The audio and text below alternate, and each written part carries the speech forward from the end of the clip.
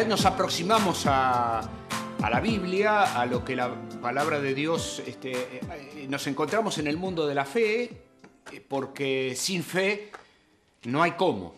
Eso lo dice el escritor a los Hebreos. No hay cómo agradar a Dios sin fe. O sea que nuestras mejores ideas y nuestros sentimientos y nuestras mejores opiniones y nuestros mejores razonamientos llega a un punto que necesita darle paso a la fe. No estamos frente a una fe ciega, porque lo que la palabra justamente intenta es que podamos desarrollar una fe lúcida, inteligente, pero es una fe esencial, es imprescindible vincularnos con Dios por la fe. Es como quien sube a la Concagua, yo creo que este ejemplo ya lo dimos la otra vez, y desde la Concagua llega hasta la cima de la Concagua, pero desde la cima de la Concagua al cielo hay una distancia que se salda a través de la fe. Dios es infinito y nosotros somos personas pequeñas. Dios es omnipotente, omnisciente, y nosotros somos personas limitadas. El salto entre lo excelso de Dios y nosotros se salda con el paso de la fe, creyéndole a Dios, confiando en la palabra de Dios, en lo que Dios ha enseñado en su palabra. Es un paso importante que tenemos que dar, sin duda, ¿no? Sin ese paso... Sí, vos sabés que el apóstol Pablo enseñó en Romanos 5, en un solo versículo, una verdad muy grande que, si te parece, la podemos repasar esta noche. Por supuesto que sí. Que está en el versículo 1 de Romanos 5. Yo sé que muchos de la audiencia que lee la Biblia la va a saber de memoria el texto, porque es un texto muy conocido que dice justificados pues por la fe. Por la fe. Justificados pues por la fe, tenemos paz para con Dios por medio de nuestro Señor Jesucristo. Ese es el apóstol Pablo que está escribiendo a los romanos. Y ahí el apóstol explica el lugar de la fe. Justificados, pues, por medio de la fe. No es por medio de la razón. No nos justificamos por nuestros sentimientos. Yo me sentí muy contento. No, eso no es así. La razón nos acompaña, los sentimientos nos acompañan, pero llega un punto que hace falta dar un paso de fe. Te agrego un texto que leí antes de venir para aquí, que conoces muy bien, en Gálatas 3, versículo 11, dice: y que por la ley ninguno se justifica para con Dios, es evidente, porque el justo por la fe vivirá. No se justifica para con Dios por la ley, dice, o sea, por lo que hago. Bueno, detengámonos un momentito en esto de justificar. Eso es una palabra, justificar es una palabra legal, es una palabra de los jueces, es una palabra de los abogados. Sí. Yo en un pleito, en un juicio penal, soy justificado o soy declarado culpable. Voy preso o salgo libre. Soy culpable o soy inocente. Si soy justificado, quiere decir que el fiscal no pudo juntar pruebas en mi contra.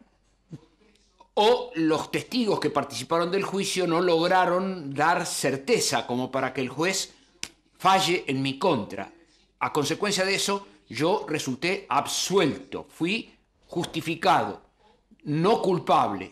Salgo del juzgado sin necesidad de volver. No tengo que volver a presentarme ante la justicia porque fui justificado. La justicia no tiene reproches en mi contra.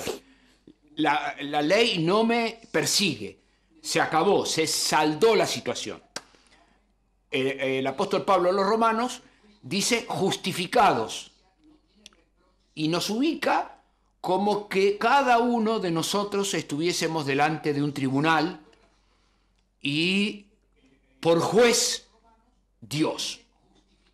De modo que estamos frente a un juez que tiene unas características que lo distinguen de cualquier otro, porque Dios es omnisciente, de modo que él no necesita ningún aporte de pruebas para saber lo que hemos hecho o lo que hemos pensado hacer y no logramos hacer, o lo que deseamos hacer y no consumamos, sino que Él conoce la intención de nuestro corazón. El juez que tenemos es un juez omnisciente, es omnipresente, de modo que nos vio todo el tiempo.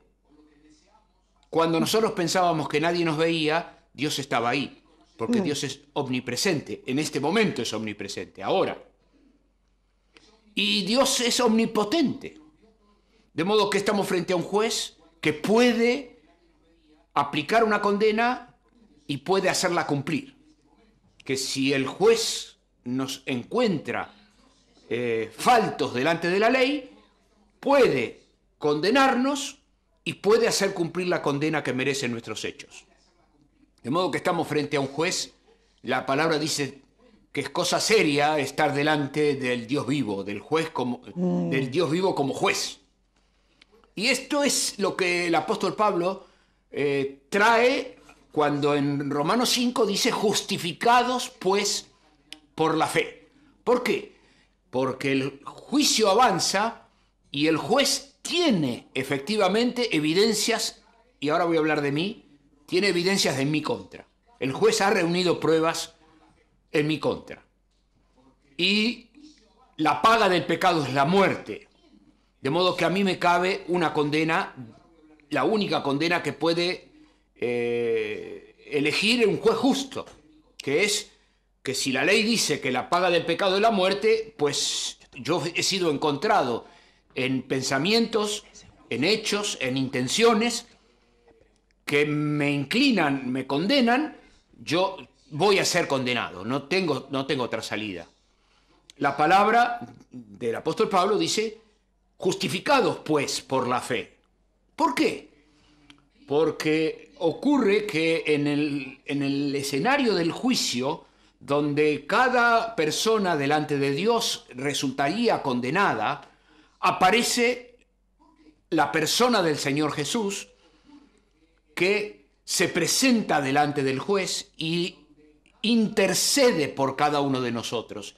El Señor Jesús se presenta delante del Santo Dios justo y dice, yo cargué las culpas de este reo efectivo, lo hice por amor, pagué su deuda, él gastó y yo pagué, de modo que delante del juez la cuenta está paga, la pagué yo. En lugar de pagarla él, la pago yo. Yo morí en su lugar, lo sustituí. La palabra del Señor nos dice que somos justificados por la fe. ¿Por qué? Porque yo necesito aceptar que no me merezco la obra sustitutoria del Señor Jesús. Tengo que aceptar que no hice nada para que el Señor Jesús muriera por mí en la cruz. Y tengo que aceptar que es un regalo de Dios por su pura gracia, que yo no me lo merezco y no puedo aportar nada, no puedo cooperar. Lo único que puedo hacer es aceptar una dádiva, un regalo que Dios me da frente a un fallo que me es inexorablemente adverso. Justificados, pues, por la fe. De modo que la enseñanza del apóstol Pablo dice que una persona que recibe la obra sustitutoria de Jesucristo a su favor, se va del recinto del juez con una sentencia definitiva favorable que lo declara libre de culpa delante de la santidad de Dios. El que pagó fue Jesucristo en mi lugar. Y la connotación de eso tiene efectos impresionantes, porque estamos hablando de salvación, estamos hablando de libertad. Sí. Porque ya no tengo más. No, la connotación es una cosa muy simple. Yo no lo tengo más a Dios reprochándome. Claro. Bueno, una cosa es vivir la vida con el cielo En contra. en ¿no? contra, Claro, con el cielo reprochando, claro, claro, y otra cosa es vivir en paz con Dios. claro, claro. Es un cambio, Es un cambio interesante, ¿no? es un cambio total. O sea, es un cambio en esta vida y un cambio para la eternidad. Ahora, Es un cambio. algo pasa leyendo este libro a los Gálatas. Es muy curioso lo que a veces pasa, porque esta gente de repente, no sé si se olvidó o qué le pasó en Se el volvió camino. atrás. Claro, que habían arrancado creyendo en la obra de justificación, por la fe, recibiéndolo, pero de repente empezaron a pensar de que hacía falta aportar algo al respecto. Es que Sí. no tenemos nada que hacer, o es que, ¿qué les pasó a los Gálatas? Porque es un libro interesante donde habla sobre este tema, el tema de la fe, pero habla de los riesgos que a veces los que avanzamos en la fe o que hemos dado un paso en la fe podemos también tener. Sí, sí, sin duda. Necesitamos recordar que se trata de la justificación por la fe. Y esto es una situación que necesitamos recordarla permanentemente, porque nuestro corazón tiende a querer cooperar, a ser parte, porque si es gratis, entonces yo estoy en desventaja delante de Dios. Distinto es si yo cooperé. Si yo cooperé, soy socio de Dios. De la otra manera, soy un benefactor, un bendecido. Y un deudor. Y si yo soy bendecido, soy deudor. Claro. De modo que es efectivamente la tendencia natural es a nosotros hacernos la idea de que estamos aún en el servicio al Señor, o en nuestra devoción diaria, o en nuestras oraciones, o en nuestras ofrendas, o en nuestro tiempo que invertimos en la causa del reino. Tendemos a pensar que con eso estamos participando en nuestra salvación, en la justificación de nuestros pecados. Eso no es así. Eso lo explica de una manera terminante y cortante Santiago, cuando él dice que la fe sin obras es muerta, que tenemos que dar frutos de nuestra fe, y lo aclara diciendo que, bueno, mostrame tu fe por tus obras. O sea, que a consecuencia de que yo he sido justificado, voy a vivir de una manera distinta. No para ser justificado, sino que porque fui justificado. Claro. La razón, a consecuencia de que saldé mis cuentas con Dios, mi vida cambió totalmente. Bueno, esta es una mirada... La orientación general de mi vida cambió. Es una mirada que a veces cuesta tener, porque, por ejemplo, la gran mayoría de nosotros nos consideramos, en general, buena gente. Incluso cuando miramos respecto de otros. Sí, ¿con relación a quién? Claro, respecto de otros. Yo no soy como aquel. De hecho, casi es un deporte nacional, por ejemplo, encontrar a alguien muy malo como para ir tirar toda nuestra bronca sobre alguien, ¿no? Cargar todo nuestro reproche, porque de alguna manera ese contraste nos hace bien, nos hace sentir mejor. No sé, me parece. Sí, claro.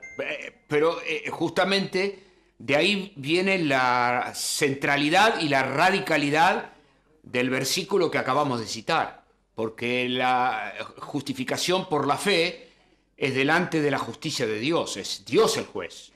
Y la vara de medir es Él, su carácter. Y la vara de medir es su palabra. De modo que ninguno de los humanos podemos justificarnos midiéndonos el uno con el otro. Ni el papá con la mamá, ni la mamá con el papá, ni el tío con el abuelo, ni el vecino con el otro. Ni un político, no tenemos cómo. O sea, no es así como mide Dios. Bien, bien, porque algunos dicen yo con lo que he hecho ya me gané el cielo. Algunos dicen yo hago todo el bien que puedo y no le hago mal a nadie. No le hago mal a nadie, frases que la gran mayoría escuchamos. Yo no maté a nadie. Cosas por el estilo, claro. ¿no? Claro. De poco sirve delante de Dios. El problema que tenemos todos es el carácter del juez. Claro. El juez es omnipresente, es omnisciente y es omnipotente. Y eso es una situación que no vamos a poder resolver. Dios es santo. O sea, por eso hizo falta la obra del Señor Jesús en la cruz. Y por eso la importancia de la obra del Señor Jesús en la cruz. Y por eso el valor que tiene su sangre derramada. Por eso hizo falta que el Señor Jesús resucitara entre los muertos.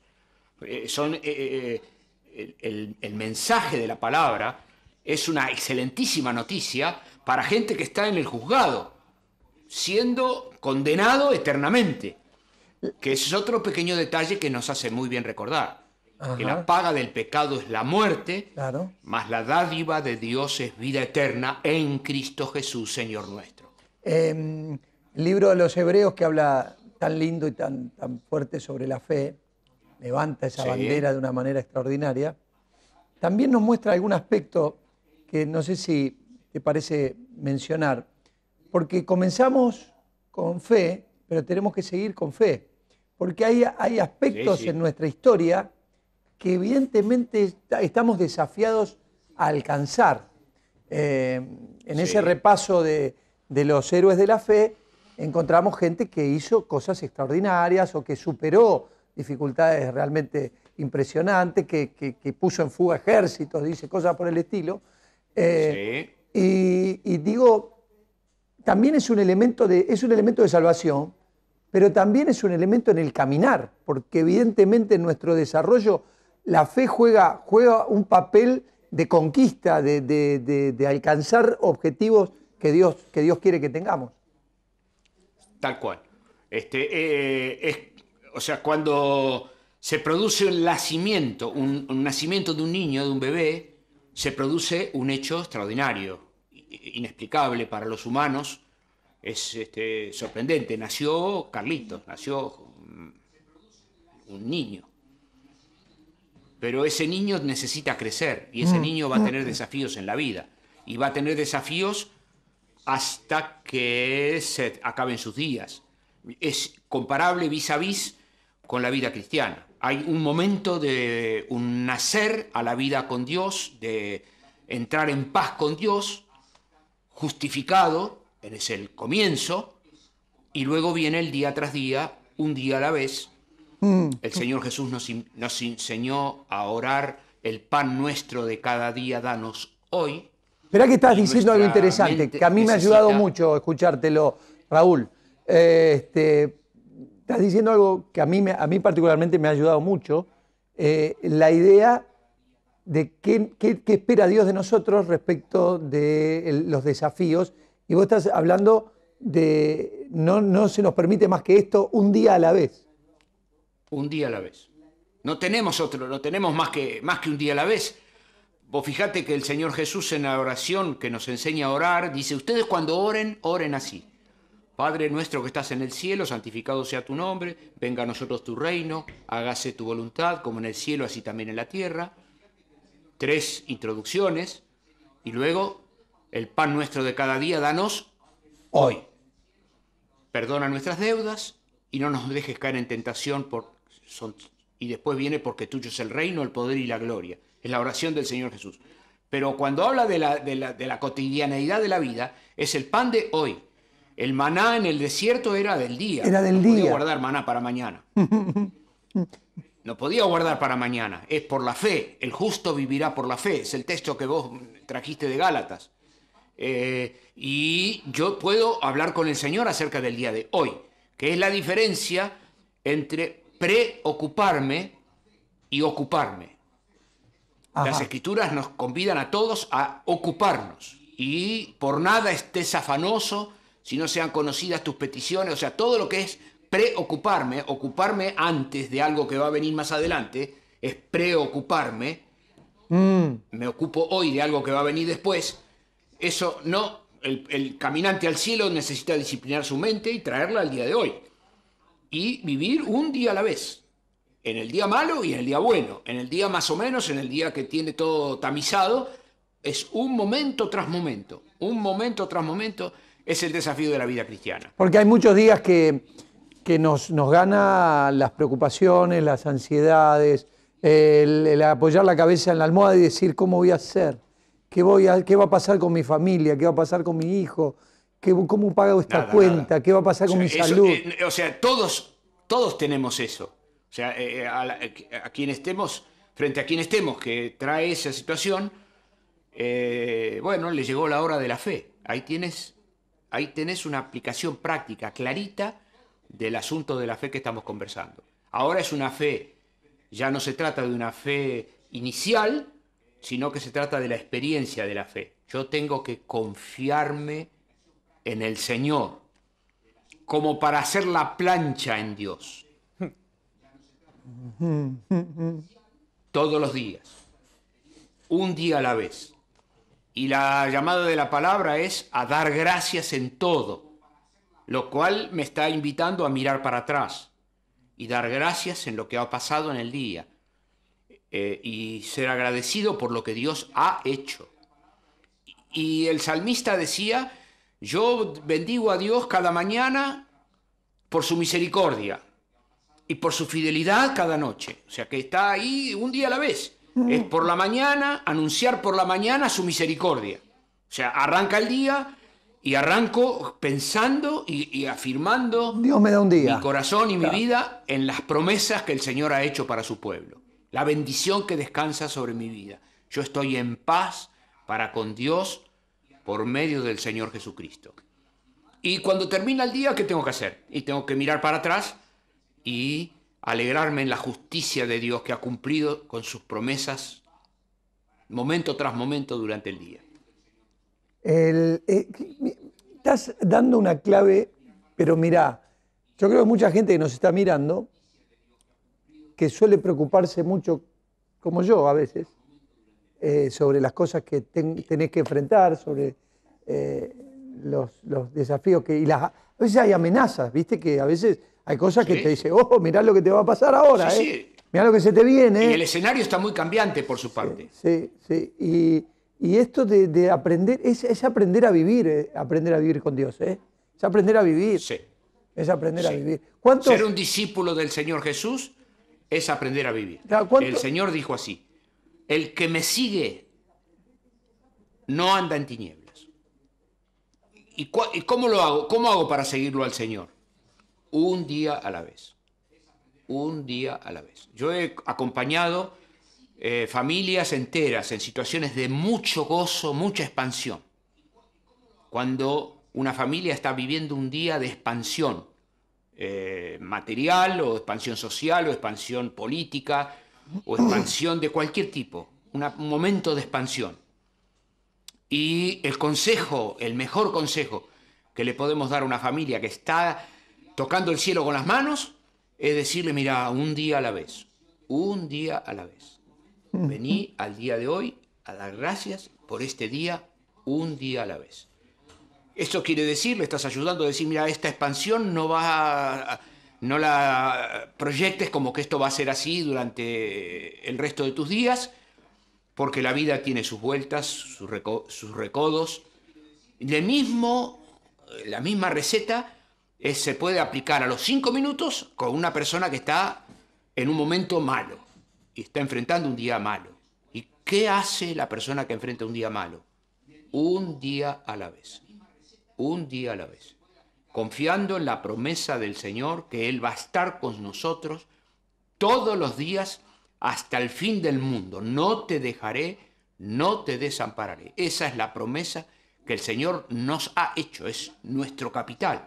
El Espíritu Santo mora en nuestro corazón, ha transformado nuestro cuerpo en una casita donde vive Dios. Eso es un día a la vez. Qué desafío de aprender a vivir, ¿eh? Porque cuántas enfermedades nos libraríamos, de cuántos dolores provocados por las ansiedades, por las preocupaciones de las que vos mencionás. Y muchos médicos se morirían de hambre.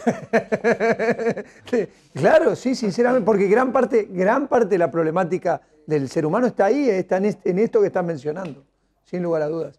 Qué lindo que es descansar en el Señor. Recuperemos el devocional. Invitemos a cada uno a recuperar nuestro tiempo con el Señor. Qué lindo. Enojémonos con el teléfono, apaguemos el teléfono y apartemos un rato cada día para estar a solas con el Señor y su palabra y encomendar nuestro día a la mano del Señor y poder cerrar el día recordando cuán grandes cosas el Señor hizo con nosotros hoy. Hoy. Pablo, no se puede vivir de la historia. No puedo vivir del recuerdo. Necesito ir un día a la vez. Hoy. Lo que Dios hace y lo que Dios quiere hacer hoy. Qué lindo. Hoy. Qué lindo. No puedo vivir de lo que Dios va a hacer. Y no puedo, porque me voy a dejar engañar. Nuestro corazón es perverso. No puedo pensar y vivir ilusionado. Necesito hoy. Hoy, confiando en que el Señor va a guiar a su pueblo y me va a guiar y va a guiar y va a guiar un día a la vez. El Señor nos va a llevar hasta la eternidad. Qué lindo, qué lindo. ¿Está bueno o no? Bueno. Sin palabras. Sin palabras, dice. Y al que cumple años hoy le decimos Samuel, un día a la vez. Un día a la vez, Samuelito. Un día a la vez. Está preocupado porque ya suma años. 27, Raúl.